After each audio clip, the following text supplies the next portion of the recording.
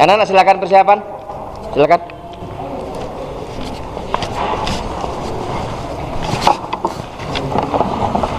Berbaris dulu. Ya. Sini.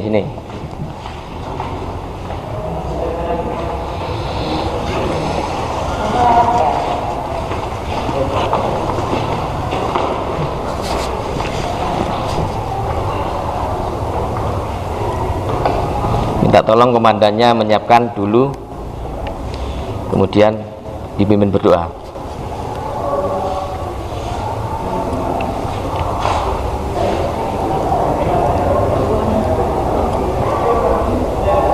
Ya, silakan. Kemudian bisa gerak, tangan gerak, gerak. Sebelum memulai kegiatan pagi hari ini, marilah kita berdoa bersama-sama. Doa mulai.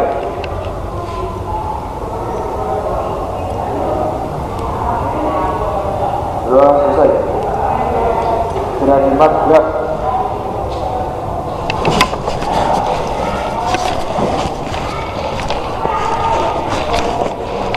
Assalamualaikum warahmatullahi wabarakatuh. Waalaikumsalam warahmatullahi wabarakatuh. Alhamdulillahirrahmanirrahim. Kita ketemu lagi ya. Bagaimana kabarnya? Baik. Sehat semua ya? Sehat. Alhamdulillah. Mudah-mudahan hari ini semakin sehat, semakin baik, dan membawa berkah kemanfaatan untuk pembelajaran yang akan kita laksanakan ya. Sebelumnya SMK? Bisa. SMK Bandung? Jaya. Luar biasa. Baik, saya absen dulu ya. Ahmad Fauza, Asril Syafi'i, Bahrul Saibuddin,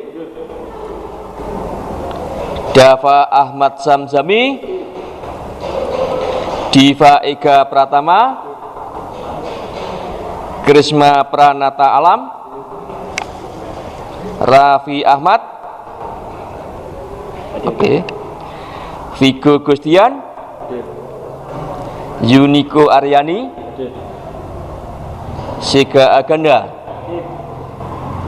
Sega Aginda, Wahyu Sianturi. Alhamdulillah nihil. Ya. Gimana tadi malam? Istirahat cukup ya? Ya.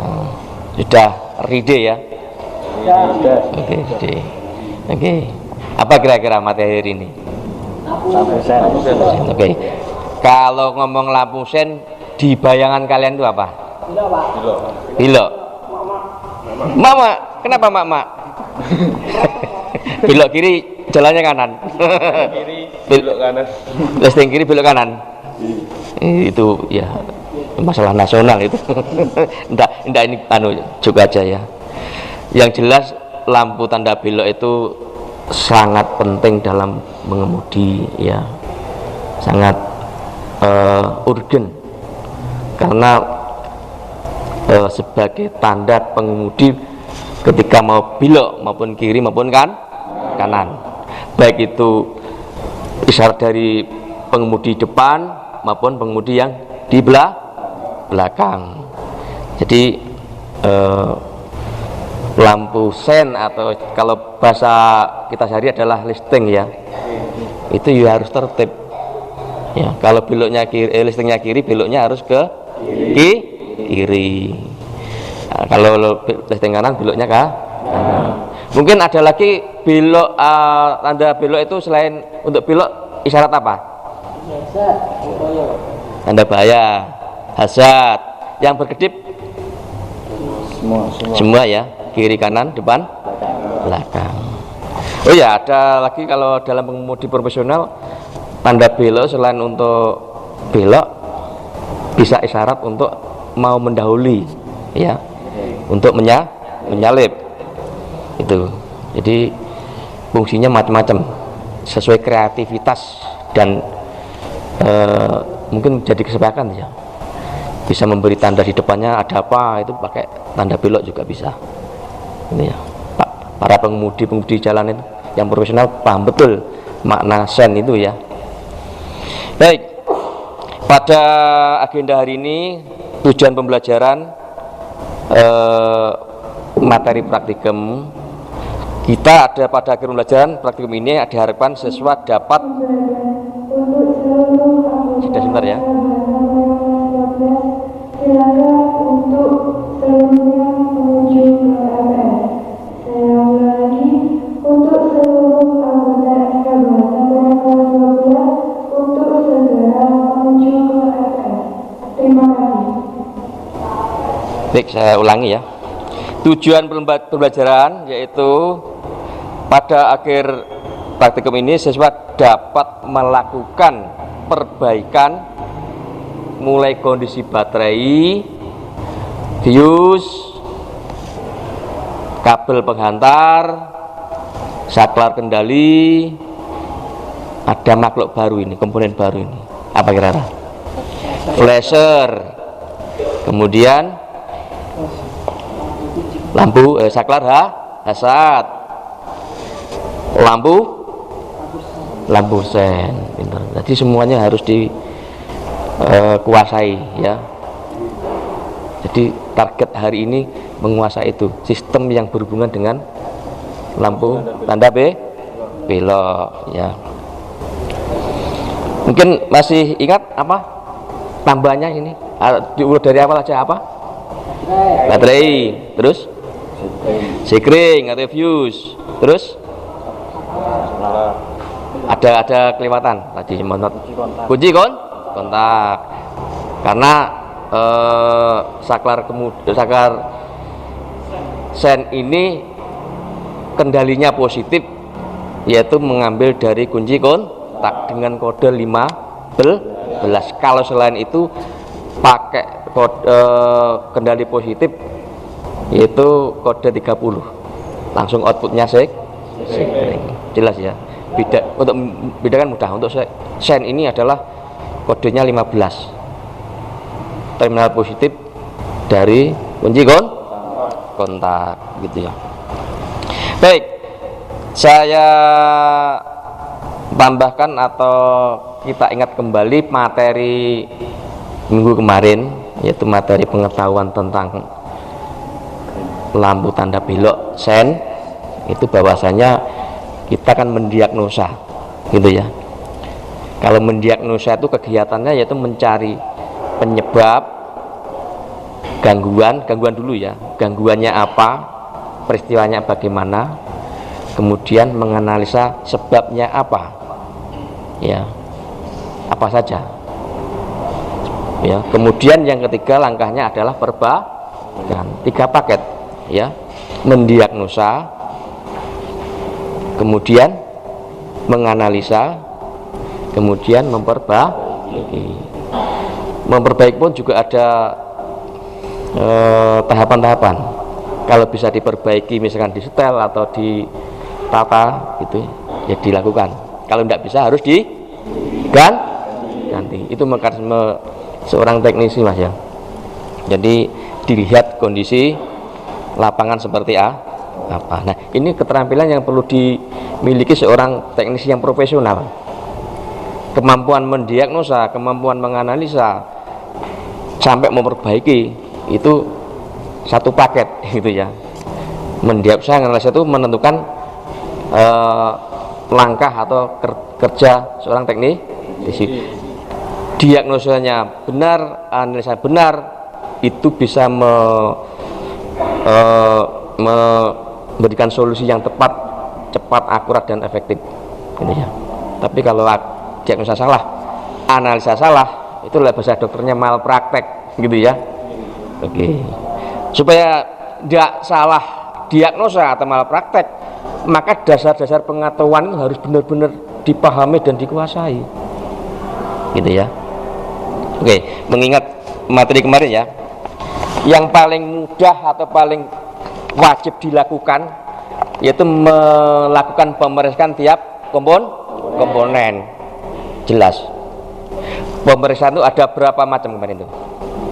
Minimal ada 2 ya, visual dan alat ukur. Kalau secara visual dilakukan visual, tapi untuk meyakinkan keakuratan kerusakan harus ditindaklanjuti dengan alat ukur. Dalam hal ini yang paling dominan pada kelistrikan ya avometer. Nah, dalam proses pemeriksaan menggunakan alat ukur avometer itu kalian harus terampil menguasai dan terbiasa namanya mengkalibrasi. Dalam avometer kalibrasi itu ada dua hal. Yang pertama dengan besaran ohmmeter, yang kedua adalah selain ohmmeter ya. Karena saya pakai kata selain itu ada volt, ada ampere, ada kapasitor. Yang paling beda tuh ohmmeter karena nolnya di kanan. Beda dengan yang lain ya. Kalau yang lain tuh nolnya di kiri. Maka dari itu untuk kalibrasi kita mengarahnya nolnya maunya diapakan? Kalau di kanan ya dipaskan nol di kanan, kalau di kiri yang di kiri. Nah, kebanyakan yang dipahami itu hanya ohmmeter ini aja mengenalnya, diputer-puter. Ya ini kenyataan ini. Ketika untuk kalibrasi voltmeter yang diputer tapi ini, itu. Nanti saya jelaskan. Memang ya. Pertama saya jelaskan untuk ohmmeter, ketika skala ini dirubah, mesti ada pergeseran penunjukan. Ya ini maksimal toh. Ya toh. Ini kalau untuk mengukur ya tidak akurat. Harus dinolkan. Nah, dilihat pelan-pelan aja kiri kan. Kanan. Ya. Pak, kalau pindah skala apa atau selektor apa berubah? Ya kita buktikan aja. Loh, enggak nol toh? Ini kalau untuk mengukur suatu komponen mesti tidak akurat. Ini untuk ohmmeter. Sedangkan untuk yang lain ohmmeter, misalkan ampere meter, voltmeter, baik DC maupun AC, itu yang dikalibrasi ini tidak diudik-udik mas. Langsung ini ada skrup ini, kita putar pelan-pelan kiri kanan. Ini sudah nol belum? Belum. Coba diamati, sudah nol belum? Nah, dibuktikan supaya kalau tidak nol otomatis untuk ukur bagaimana? Tidak akurat, bisa kelebihan atau kekurangan, dan itu sangat vital bagi komponen yang sensitif pada tegangan. Kalau untuk lampu aja mungkin ya tidak begitu ngefek. Kalau misalkan untuk komponen seperti ECU ya atau EMS itu sangat vital. Kita putar ya, pelan-pelan aja kiri kanan sampai menunjukkan angka 0. Nah, kalau persis pada angka 0 baru kita menggunakan alat untuk mengukur. Ya, dalam pengecekannya kita harus tegak lurus sampai wajah kita, hidung kita kelihatan pada cermin. Cermin tujuannya untuk membuktikan bahwa kita tegak lurus. Karena dengan melihat alat ukur tegak lurus itu akan membuat hasil pengukuran lebih akurat jelas. Like miring ini hasilnya bagaimana coba? Atau begini? Jauh sekali, gitu ya. Baik, langkah-langkahnya kira paham ya? Baik, untuk mengingat nanti bisa didiskusikan antar kelompok. Ini masih tata cara alat ukur. Kemudian dikaitkan dengan proses kinerja kita nanti, yaitu mengukur mulai baterai bagaimana? Ya, seperti dalam pembahasan teori kemarin, kalau baterai diposisikan pada desibel, selektor pada skala 50 volt, pinter, dayangannya luar biasa.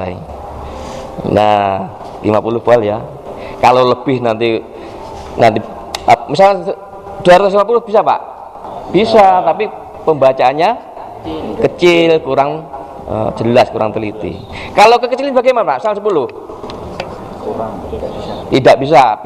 Resiko apa?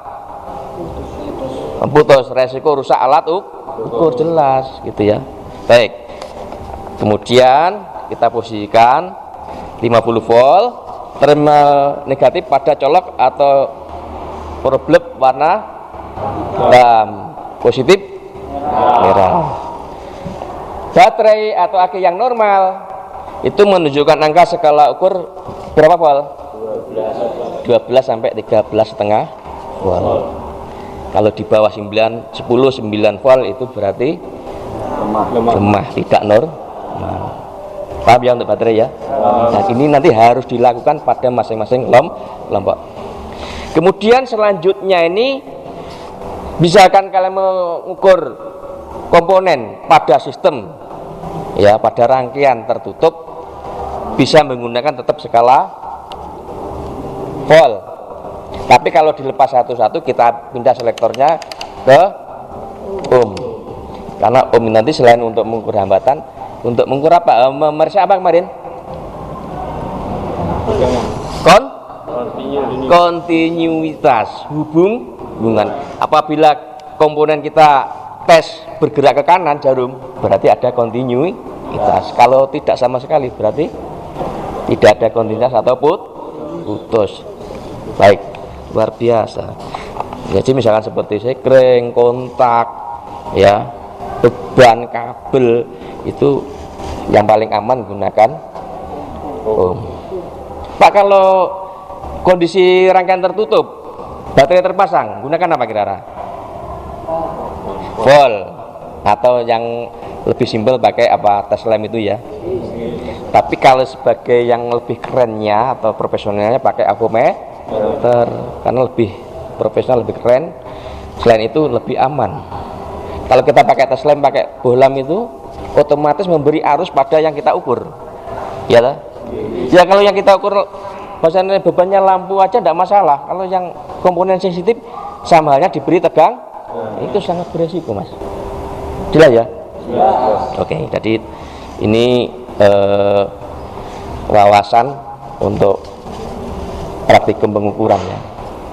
Dibiasakan aja, kalau saran saya pakai yang avometer supaya terlatih, lebih keren, lebih profesional. Nah, kalau tes lem itu murup gitu. Kurang keren kalau saya ya. Simpel, mudah sebenarnya, tapi ya ini bukan tidak kelihatan lebih profesional. Mungkin saya tanyakan? Tidak ada. Ingat ya kita ya, mudah kok ya. Selanjutnya, oh ya, saya teringat kemarin itu memang saya cermati betul satu persatu mengenai angket dari kelas ini. Ada usulan yang menarik, Mas. Pak, gimana kalau minggu depan prakteknya pakai unit? Wah, luar biasa. Ganda kemarin nih yang saat cek kemarin. Wah, walaupun kemarin itu sifatnya rahasia, ternyata tak sampaikan. Ini memang ya positif masalahnya ini. Ya, luar biasa. Nanti kita kombinasi ya. Ya.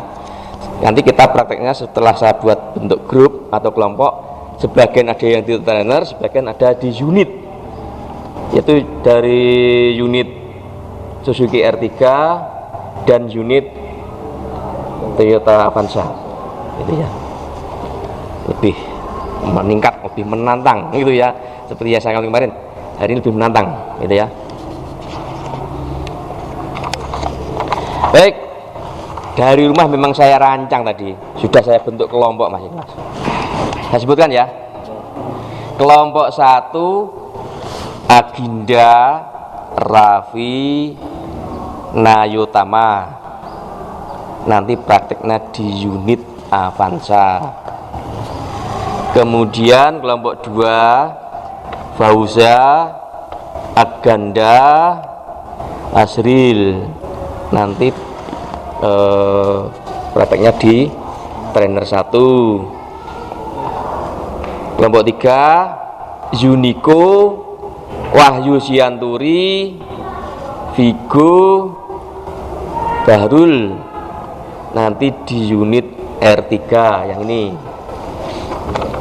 Kemudian yang keempat, Dava, Krisma, Deva di unit 3, gitu ya. Jelas ya?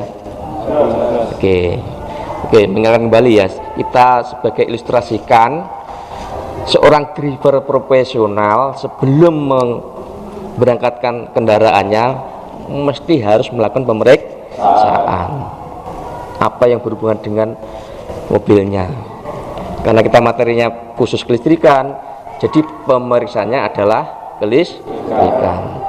Baik unit maupun trainer itu saya kondisikan asli ya, mau sebagai seorang driver mau berangkat, kamu cek ride atau tidak gitu ya. Makanya ini tidak merangkul lagi, kamu cek betul ya hasilnya bagaimana temuannya. Kalau sudah nanti didiskusikan sama kelompoknya, dan selanjutnya semua komponen bagi yang trainer mohon dilepasi semua, cek satu-satu, periksa satu-satu ya, temukan gangguan, mungkin ada gangguan-gangguan yang lain gitu ya, jelas ya. Jadi itu kita biasakan sebagai driver itu yang profesional, tidak mau gang kunci tancap gas ya. Kita kan tidak tahu kendala-kendala yang di jalanan toh, yang jelas melakukan pemeriksaan.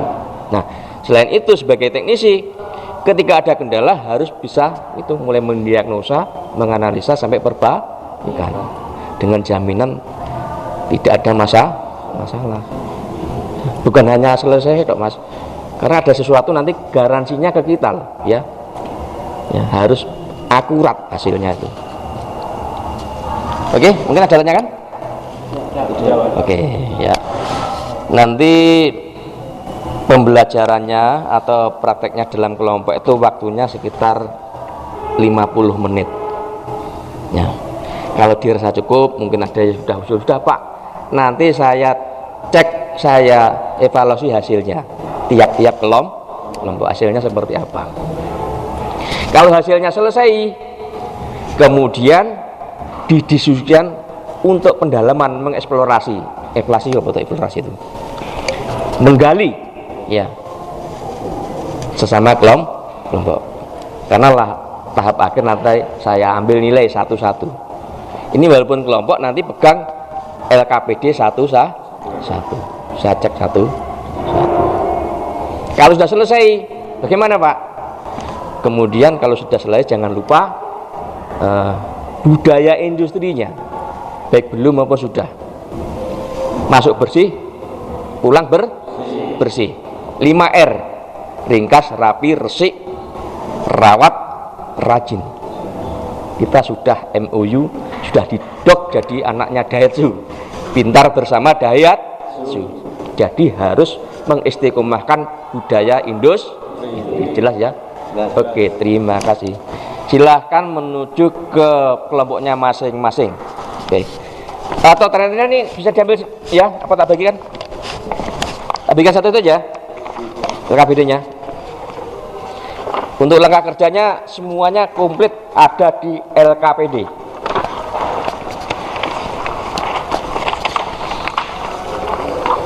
Bagi yang sudah bisa dicermati.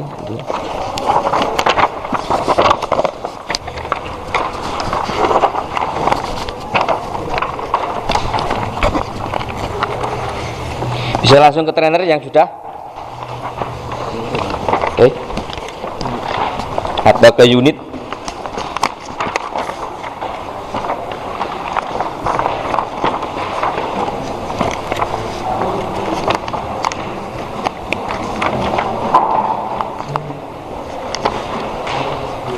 Sudah dapat semua ya? Oke.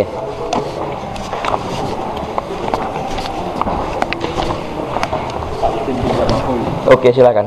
Dicek dulu selektornya ya. Ya, oke.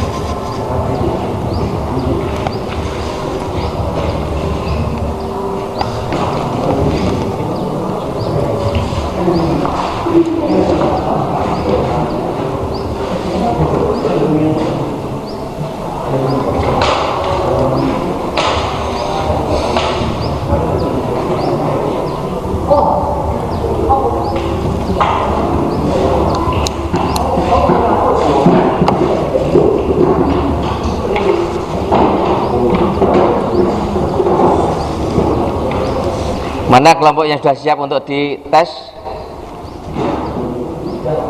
Kelompok 1. Oke.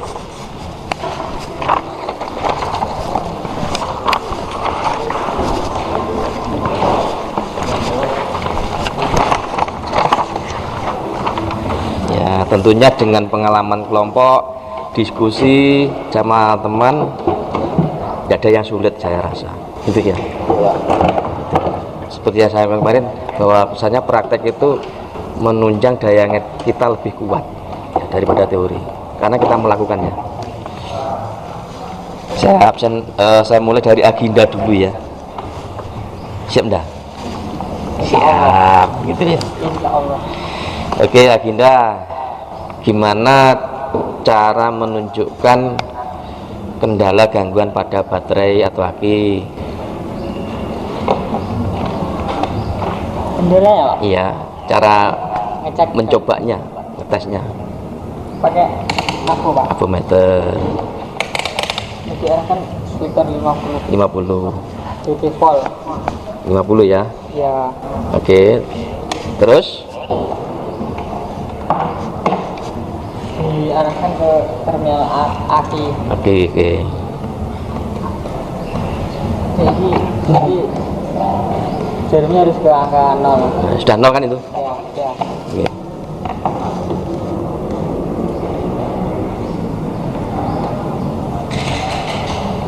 Bisa Pak. Dari lampunya ini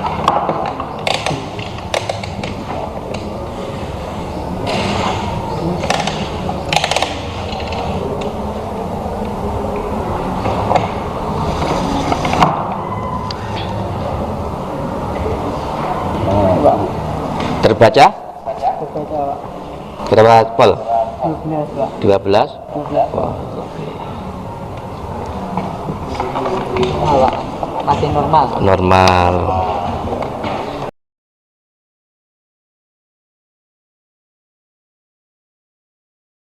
Ya tesnya ya sudah terpasang rapi. Ini ya. Ini. Kalau udah dites Pak, Dites diukur pakai aku. satu-satu. Ini yang ini agenda ya. Ini Agenda. Gimana cara menunjukkan kerusakan pada fuse? diperiksa pakai avometer Pak. Pakai avometer pada selektor apa? Ohm. Ya. Tunjukkan aja. Caranya kalibrasi seperti apa?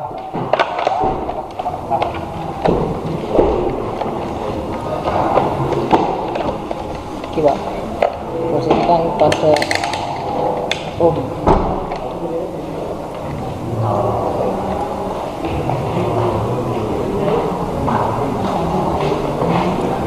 Udah, Oke. terus diukur fuse-nya Untuk mengetahui letak fuse-nya itu kalau unit melihat di mana? di kotak sekringnya Pak. Di kotak sekring ya, di biok fuse. Kemudian untuk melacak rangkaiannya, Ada tulisannya hazard Pak. asat ya. Ditunjang oleh apa tadi? Oh, Rangkaian bearing diagramnya itu kirim diagram di mana Bu? di manual book ya. Oke, memang gitu. Manual book itu harus dipegang. Ya, baik dalam praktek lomba pun bahkan wajib membuka manual book. Oleh hafalan malah salah. Ya. Oke. Bahrul. Bagaimana cara menunjukkan kerusakan pada flasher? Dicek dengan alat ukur Apa namanya? avometer. Avometer. Kerusakannya terjadi misalkan seperti apa?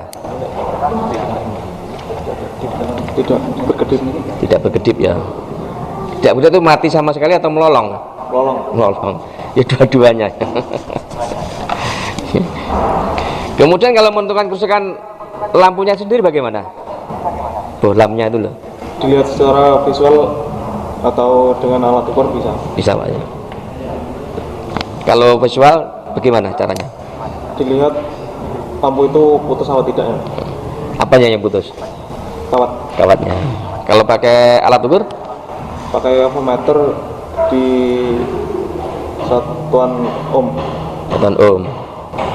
Yang terjadi Kalau ada kontinuitas jarum bergerak. Bergerak. Tidak ada, tidak bergerak. berarti kalau bergerak berarti bagaimana? Masih baik. Kalau tidak bergerak Rusak. oke.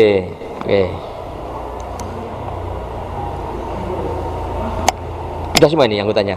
Sudah. Oke, silakan dipersiapkan. Baik ya, silakan dirapikan masing-masing trainernya dan dibersihkan lingkungan sekitarnya, lingkungan kerja sekitarnya.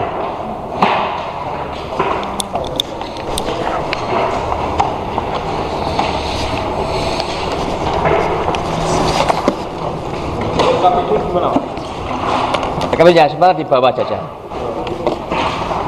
Atau yang sudah dikumpulkan tapi sebelumnya di-scan dulu. Di LKPD itu ada angket untuk pertemuan mendatang. Di-scan. Ya. Angket. Ya. Untuk isian angketnya silakan di-scan. Kalau sudah di-scan atau di foto supaya tidak hilang, LKPD bisa dikumpulkan.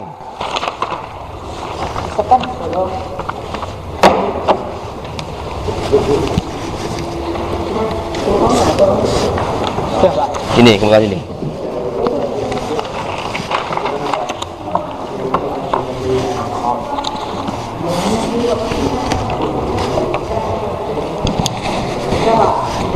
Kalau sudah di-scan atau difoto, dikumpulkan LKPD-nya, dipastikan ruangan bersih.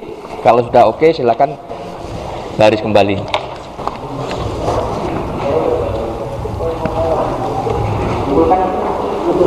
Sini.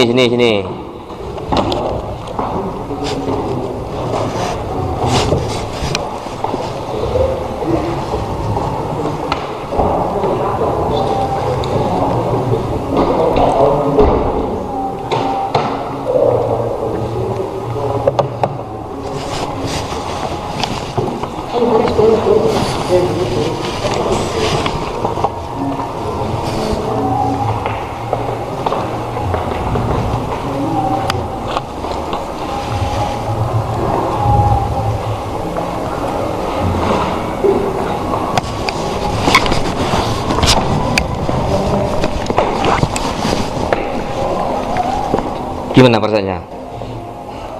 Senang ya? Alhamdulillah. Pada belajar ini saya amati betul, kalian lebih semangat, lebih menikmati, lebih ada peningkatan baik secara individu maupun kelompok. Saya memberi nilai ini, waduh, istimewa sekali tiap kelompok, baik yang di trainer maupun yang di unit. Baik keakuratan, kecepatan melebihi harapan saya ternyata. Tentu ya, lebih cepat ini. Jadi pengalaman hari ini ya, selain untuk pembelajaran yang lebih menarik sebagai peningkatan pada pembelajaran berikutnya gitu ya. Jadi masing-masing kelompok tadi tak amati benar-benar ada peningkatan, baik dari awal pengerjaan, proses, kerjasama tiap kelompok, berdiskusi gitu. Saya sering, 1 kali 2 kali saya amati tiap kelompok ternyata selalu ready gitu. Kemudian saya evaluasi hasil juga tidak ada trouble, padahal dari awal saya amati ya memang kenyataan trouble semua ya, baik trainer maupun unit trouble semua, dan trouble-nya variasi, tidak sama. Nah akhirnya saya evaluasi hasil kelompok, luar biasa hasilnya, jadi normal semua ya, normal semua dari sistemnya, prosedurnya dan seterusnya.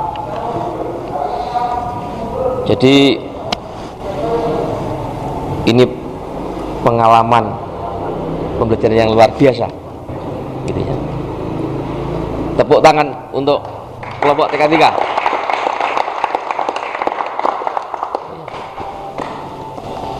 Nah, untuk pertemuan mendatang disiapkan pembelajarannya, pengetahuannya, yaitu materi lampu kota. Tentunya ini lebih menantang lagi karena step sistem wiring diagramnya, sistem aliran arusnya juga lebih banyak dibanding sebelumnya. Itu saklarnya lebih bertingkat, gitu ya.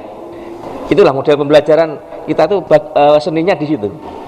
Nah, seperti pesawat mau naik itu ya, dari rendah naik tinggi gitu. Jadi pertemuan mendatang adalah dipersiapkan untuk materi pengetahuannya dulu, bisa browsing di Google, lihat di YouTube itu tentang lampu kota. Istilah lainnya tail lamp, lampu kota itu ya. Mungkin ada tanya kan? Tidak ada ya?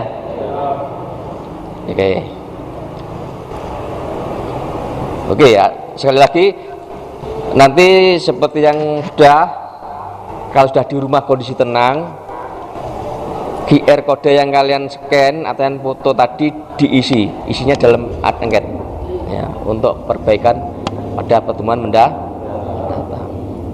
Iya, bisa kiri ya. Oke, kita tolong silakan disiapkan berdoa.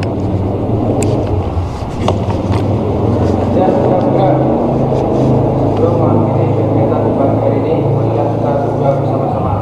Doa mulai.